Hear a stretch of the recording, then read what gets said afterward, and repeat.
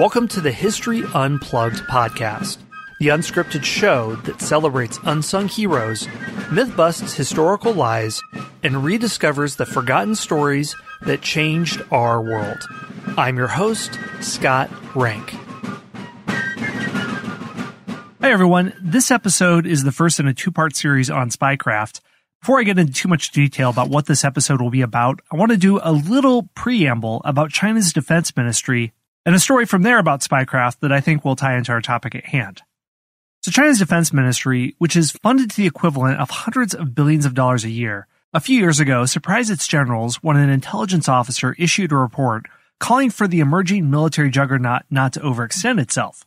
Despite its massive advantages in soldier numbers and weapons, he recommended that the army downplay its strength.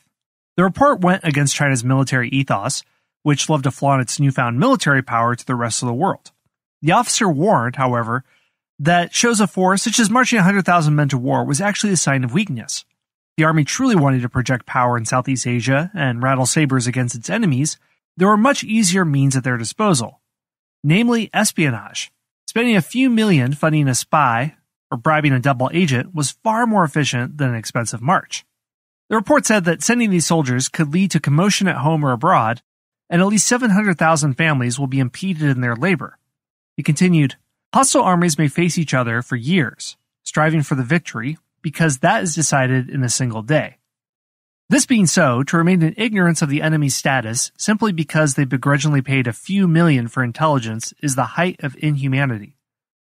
So this intelligence officer has since died, but the findings of his report have held up remarkably well in recent years. They've proved true time and time again in China's fight against its internal and external military threats. The report is considered such a piece of sage advice that it's become required reading among officers and even cadets. And this is quite an accomplishment for the military manual, which was actually written in the 6th century BC. So the above text, with a few modifications, the dollar or the yuan was originally 100 pieces of silver, is taken from Chinese general Sun Tzu's military treatise, The Art of War, written 2,600 years ago. Sun Tzu was a general in the declining Zhou dynasty. Different forces on the edge of the kingdom threatened to tear it apart, along with a group of rebellious officers that threw China into a civil war. In order to quell the regional feudal lords who competed with the emperor, Zhou officials appointed their own kin to leadership positions within the rebellious city-states. Sun Tzu worried that such a system of controlling rebellious populations was inherently unstable. Locals would evict the foreign rulers at the first opportunity. Such a system of authority could only be maintained through a strong army, excellent military strategy, upholding the prestige of the emperor, and plenty of on-the-ground intelligence. And if none of these things could be accomplished, at the very least it was necessary to deceive one's enemy into believing power, might, and knowledge were all firmly in place. And that's where spies came in.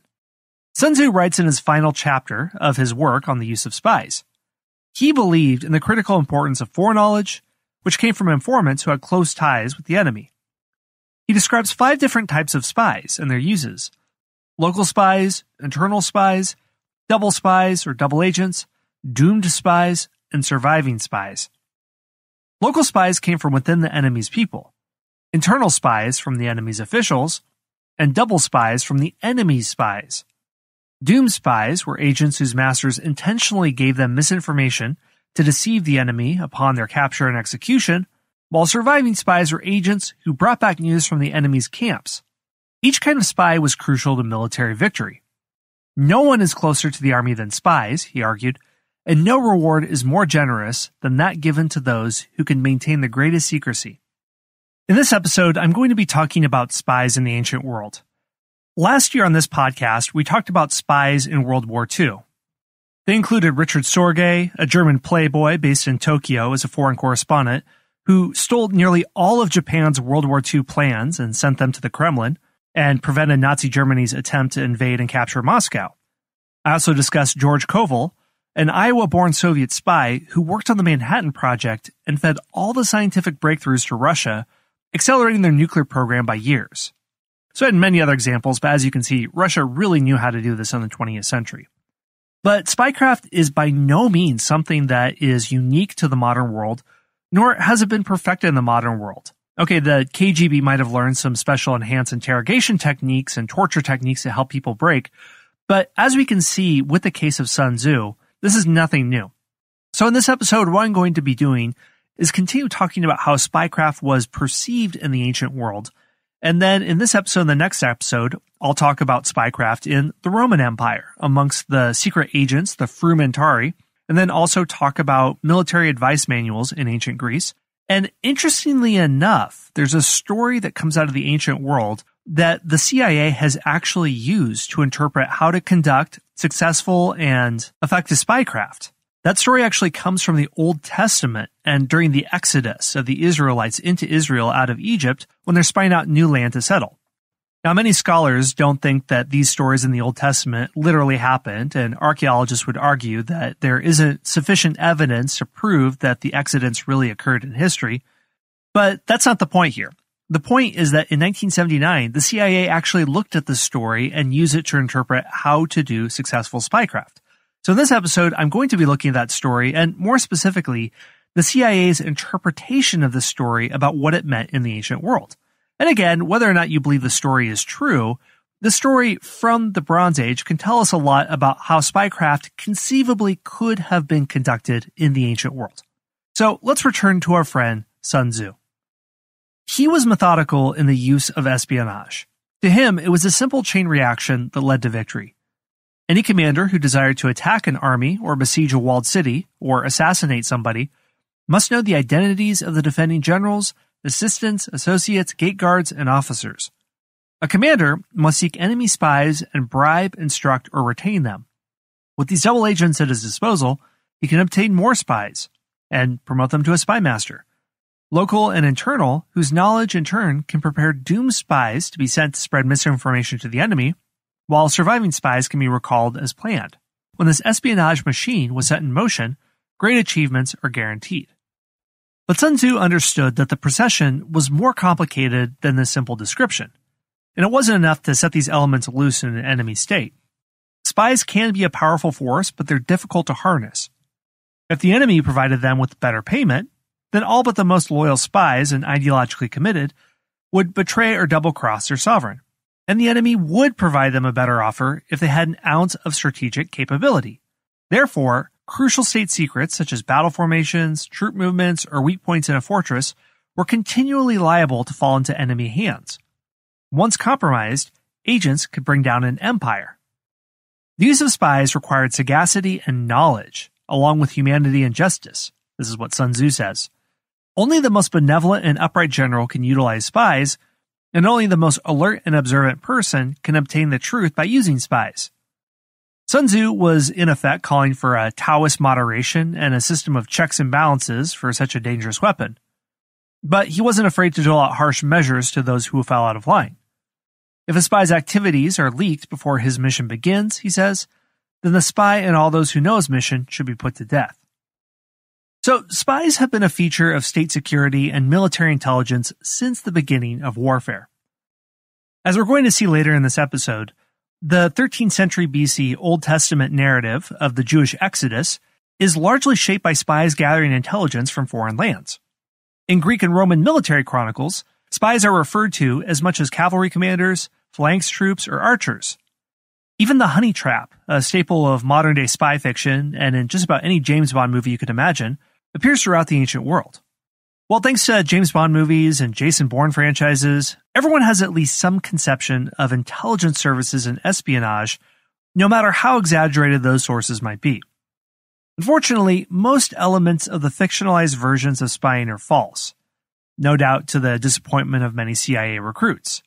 You typically don't gather intelligence by wearing tuxedos or drinking martinis at expensive casinos, or the ancient equivalent where you go to a tavern and drink a tankard of ale and try to charm a wealthy noblewoman out of her corset. But the importance of espionage for national security is no fiction. Entire wars have been won or lost according to secret activities. To cite a more modern example, the Knowlton's Rangers, which this is what I named the History Unplugged membership group after, undertook missions for George Washington that would have made Sun Tzu proud. They fooled British generals into moving on Concord in 1775 by planting false intelligence reports that the Continental Army stored its munitions there. In 1781, they leaked false information that a Franco-American assault on New York was imminent, The British Army strengthened its position for an attack that never materialized, moving precious troops and supply lines and other resources from important battle locations. That's a major reason Lord Cornwallis was defeated at the underdefended Yorktown in Virginia. But that's not to say that what a spy does and the work of spycraft doesn't change over time. The type of government that a spy serves determines the nature of his or her job. Spies in the ancient world who served kings or chieftains didn't have to travel far to obtain secrets from a rival kingdom. And they didn't have to learn exotic new languages, mimic strange customs, or engage in any complicated espionage or code breaking. In a world when you didn't have ID cards or fingerprints, assuming a false identity was much easier. It wasn't as simple as remaining cool under pressure because there could be official seals or documents that had to be forged, and there were government officials who were trained to spot these forgeries, so it's not as if anyone could claim to be anyone. But spies for large empires or trade confederacies had advantages that a modern-day counterpart doesn't. And technology has also affected spycraft. Aircraft and satellite surveillance allow highly detailed forms of intelligence gathering, and spies in the modern era have many ways to obtain information outside of stealing state secrets or interrogation. And governments since the 1900s have filled their intelligence organizations with large bureaucracies that employ well-trained career officials and analysts. The bottom line is that espionage is an essential element of any government, and it's as important as militaries, schools, ships, or roads. And it's essential to the health of any state, and it can cripple it if not properly maintained. So spies are, to borrow a concept from Adam Smith, the invisible hand of power in international politics. By their nature, they're illegal and impinge on the sovereignty of other nations, but they perform indispensable acts of service for society. Maintaining the security of a nation, or a government, or an empire is impossible without occasional covert action. And this is true whether it's the Bronze Age or 21st century CIA activity in Iran. So let's begin by looking at the case, or the modern-day interpretation of the 12 spies of Israel in the 13th century BC. And let me explain where I got the idea to focus on them. To do so, we have to go to the 1970s CIA. So, comb your sideburns, light up a Lucky Strike, and sit back and listen to the story. And the CIA has always struggled to balance ethics and uncovering intelligence by any means necessary. But by the 1970s, abuses of CIA authority had reached critical levels. Congress used the organization to assert its authority over the president and the executive branch of government by surveillance. Its successful and unsuccessful attempts at toppling foreign governments came to light, including the 1953 overthrow of the democratically elected government of Iran, assassination attempts on Fidel Castro, the Bay of Pigs invasion, and attempts to oust Salvador Allende as the president of Chile in 1970. In 1973, Director James Schlesinger commissioned reports on illegal activities by the agency, which came to be known as the Family Jewels.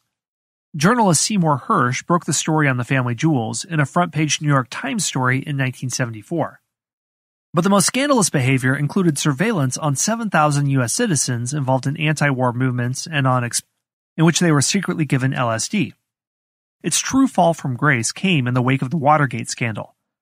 Ex-CIA agents burglarized the headquarters of the Democratic Party and then attempted to impede the FBI's investigation. When the scandal came to light, many other dirty secrets of the organization were exposed.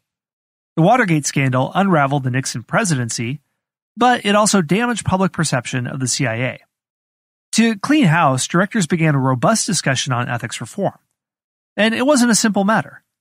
How could the CIA operate within moral boundaries when it was tasked at its creation in 1947 to get intelligence by both overt and covert methods, and at the same time conduct subversive operations abroad? It's the only independent U.S. intelligence agency, and it was specifically given broad powers to combat the threat of Soviet espionage. In the end, attempts to clean up the organization came from a most unlikely source. In 1978, John Cardwell wrote an article for the agency's classified journal, Studies in Intelligence. It was declassified in 2005. The article suggests unconventional ways for the CIA to restore its image. To do so, it had to look in the past. There were examples in history in which leaders managed to conduct inherently insidious spying activities, but also managed to conform to traditional standards of ethical conduct and morality. They managed to find that through line somehow. These figures weren't from the Weimar